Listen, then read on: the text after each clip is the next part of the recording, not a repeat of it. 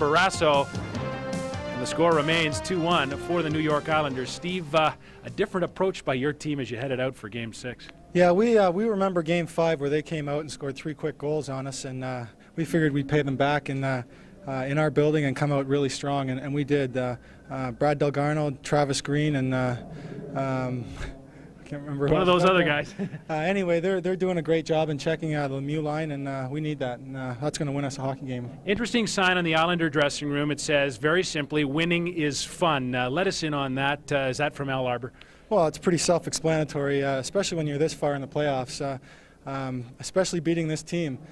We've beaten them twice already. Tonight, hopefully, will be the third time, and go 7 games with them, and it's you never know what happens in 7 games. Could be a couple of bounces in our direction, and we could steal a game off them. I know Pierre Turgeon is out of the lineup, and the whole team is disappointed about that, especially when it happened against Washington.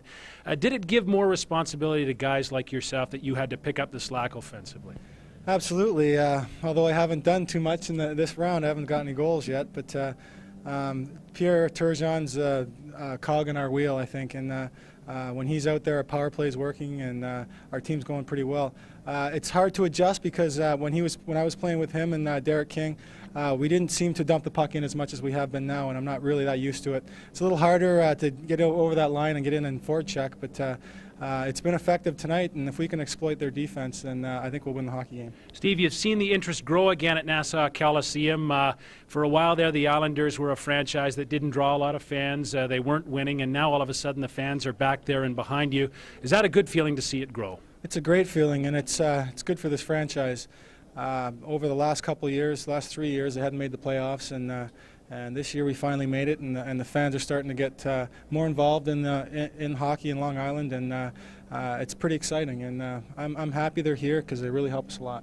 Last question, Steve, and it's a simple one. Can the Giant Killers do it again and stave off elimination? And if so, how will you do it? Well, all through the season, our backs seem to be against the wall. Big games come up, and we seem to come up big playing them.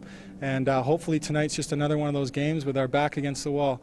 And I think over the first period we showed that we came out wanting to win this hockey game, not being intimidated at all by the Pittsburgh Penguins, and tried to take the play to them. And hopefully we can win tonight and go for the 7th game over in Pittsburgh. And you know, it'll be a big boost for us. There's a lot of character on our hockey team. There's only 7 guys that have been in the playoffs, and it shows a lot that our guys are really ready to go.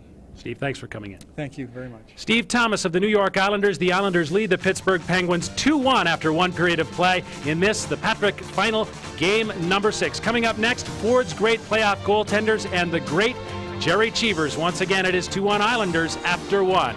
Our first intermission continues.